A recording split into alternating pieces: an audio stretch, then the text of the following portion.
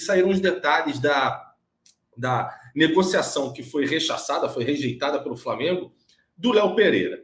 Os valores pareciam chegar a aproximadamente 27 milhões e meio de reais. A gente sabe que o Flamengo fez um investimento, se não me engano, na casa dos 34 a 36 milhões. Eu não me recordo agora o número exato. E galera do chat, se quiser mandar o número aí e quiser corrigir, fiquem à vontade. Perrotinha estava de férias, doentinho, não vai lembrar tudo agora, tá? Então me perdoem aí sobre alguns números. É a margem de erro de Ibope. E aí, Marcão, a grande parte da torcida parece que acha discutível, né, pelo menos o caso, porque o Flamengo vendeu o Natan, uma pérola da base rubro-negra que tinha muito potencial pelo mesmo valor, né? Olha que coisa engraçada.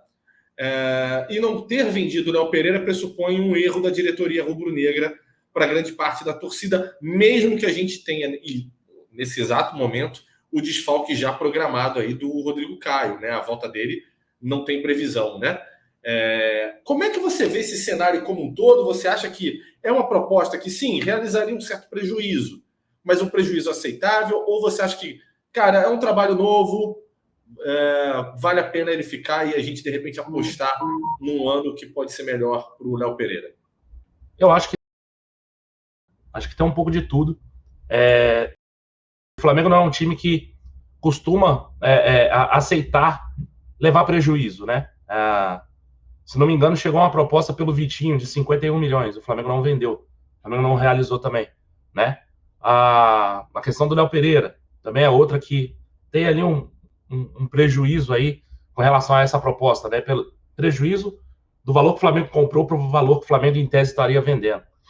O Flamengo não é um time que se sente à vontade em realizar esses prejuízos assim de forma muito fácil, né? É certo também que levou um prejuízo com o Pires de 20 milhões.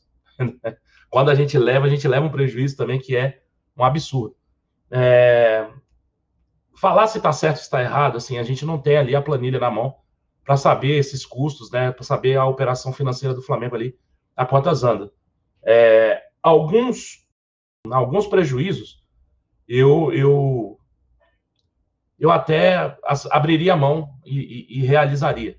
Né? O prejuízo do Léo Pereira, eu acho que, se não me engano, foram 34 milhões a compra, né? A venda seria aí de 27, né? Seriam 7 milhões de prejuízo. A do Vitinho são 10 milhões de euros ali. Na época o euro estava 4 e pouquinho, né? Então o Flamengo perderia pouco. Se você passar isso para o real, claro que aí você tem o câmbio variando muito e aí não deixando o Flamengo ter uma perda maior.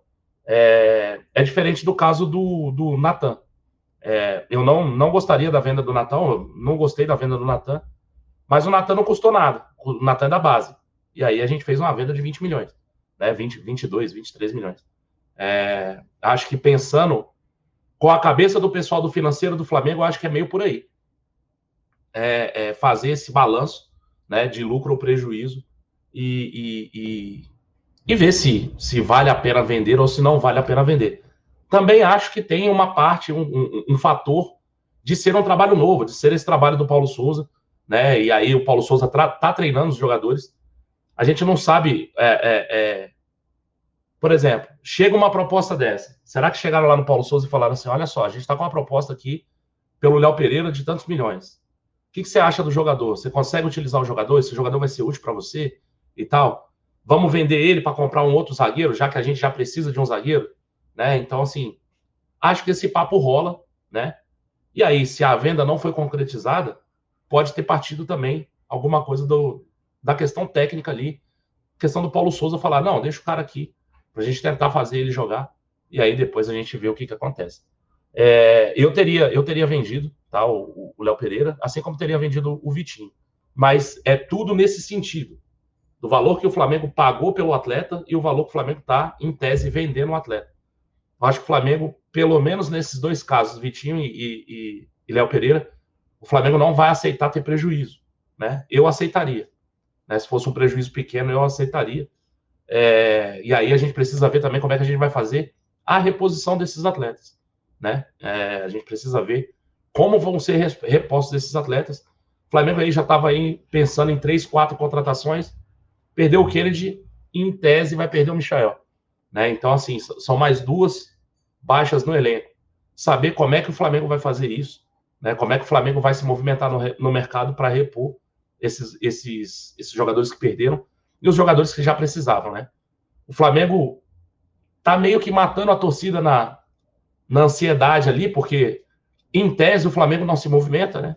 A gente vê algumas notícias, mas são notícias de sondagens, de alguma coisa muito superficial ainda. O Flamengo ainda não partiu para cima de um jogador assim, não, o Flamengo quer contratar fulano de tal, né? E isso gera um pouco de ansiedade na torcida. Então, é aquele negócio, ou a gente acredita um pouco e espera um pouco, ou então a gente vai colocar mais pressão na diretoria com relação às contratações. É difícil contratar para o time igual o Flamengo, né? É muito difícil. Já tem gente, sai um nome, por exemplo, Ezequiel Barco. O pessoal foi ver que ele é convocado para sub-23. Galera, é o ônus. Eu acho que é o ônus. Se você quer jogador bom, esse jogador geralmente é selecionável, né?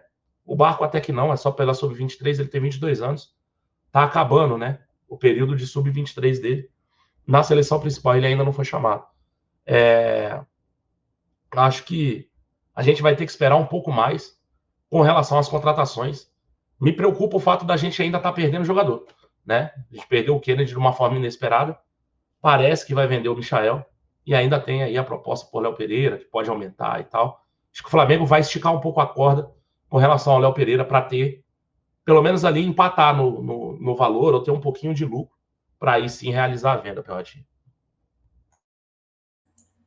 Muito bem. E você até já complementou, porque a minha outra pergunta era com relação a justamente isso que você acabou de tocar no assunto de outras contratações e o patamar que o Flamengo precisa para contratar agora, que não me parece muito fácil, principalmente com a chegada do Paulo Souza, que também me parece ter um nível de exigência desde que chegou, demonstrado até naquele veto de uma contratação que a gente nem chegou a saber de quem era, né?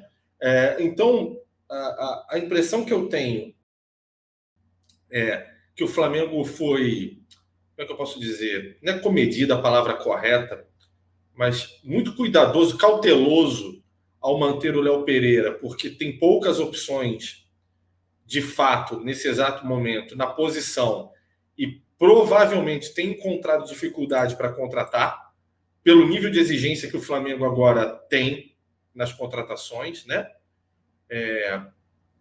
Mas, ao mesmo tempo, eu estou contigo para Marcão. Assim, eu teria vendido o Léo Pereira facilmente. Eu teria vendido. É um jogador que não venceu, né? Eu não acho ele mau jogador, não. Mas é um cara que no Flamengo ele não se adaptou. E já tem um bom tempo que ele tá aqui, né? Já tem 2 anos já. Já tem 2 anos? Já. Ele foi pedido do JJ. Ele chega no começo de 2020, né? Ele jogou a Supercopa aqui em Brasília, tava lá. Cara, eu não lembrava dessa... Ele, Michael, esses caras já tem 2 anos de Flamengo. Já tem 2 anos. Eles chegam juntos, Gustavo Henrique, Léo Pereira, Michael. Essa galera já tem 2 anos de Flamengo. Porque teve a pandemia e fica muito tempo parado, né? Fica muito tempo parado, mas esses caras já tem 2 anos de Flamengo. Assim, o Léo Pereira é um horrível. Não, eu acho o Bruno Viana horrível. O Léo Pereira eu acho um pouquinho melhor. Mas no Flamengo ele não se adaptou de jeito nenhum, cara.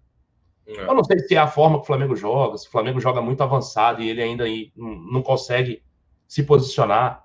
É um cara que teve também muito problema, porque os técnicos que ele jogou aqui também não são técnicos que conseguem desenvolver os jogadores e tal. Mas eu teria vendido, pegava esse dinheiro dele, contratava um outro jogador. E aquele negócio, né, Perrota? Não é... você vai vender o Michael, pegar o dinheiro do Michael e comprar um outro jogador. Geralmente o Flamengo não está fazendo isso, né? É bom esclarecer. O Flamengo geralmente pega com empréstimo com opção de compra. O Flamengo está fazendo diversas contratações assim, não é de hoje, né? Se a gente lembrar,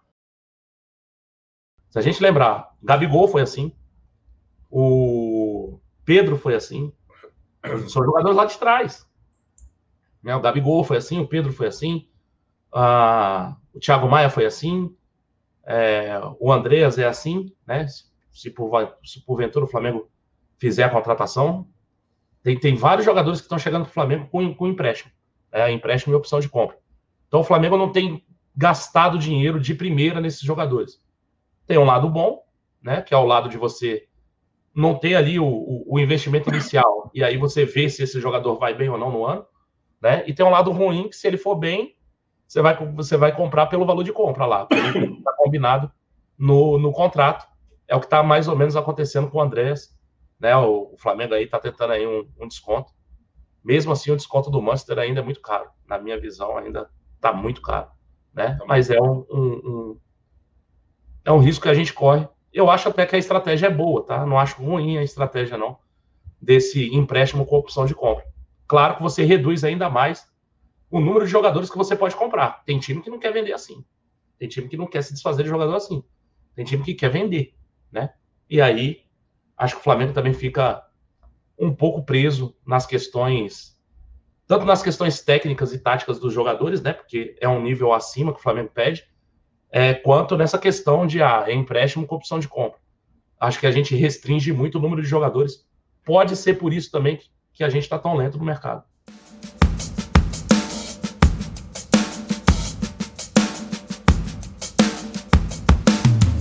O Zona Rubro-Negra tem um recado especial para você que gosta de apostar ou está tentando entrar nesse mundo e não sabe por onde começar. Em parceria com a The Player, que é a nossa grande patrocinadora, nós queremos falar para vocês sobre a Betfair, que é uma das maiores casas de apostas do mundo e que está sendo utilizada também como parceira aqui no Zona Rubro-Negra.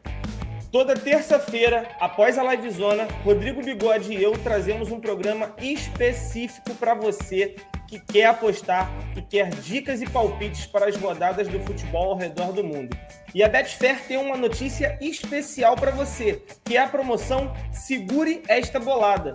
Elas estão apenas elegíveis para os novos membros que estiverem se cadastrando neste momento. E quando você clicar no link que está aparecendo para você no chat agora, você vai ser direcionado para o site da Betfair. Basta você clicar em Quero R$5.000, você vai estar participando, realizando o seu cadastro. Depois disso, você vai estar respondendo sim ou não para perguntas pré-selecionadas pela casa e você pode faturar até R$5.000. Para você saber mais sobre essa promoção, basta você ler todo o regulamento que está no site deles. Tem todas as informações para você não perder nada. Então, não fique de fora dessa e venha agora mesmo fazer o seu cadastro na Betfair. E não perca nenhum programa do Zona de Apostas, todas as terças, a partir das 23 horas. Espero vocês. Tamo junto, nação!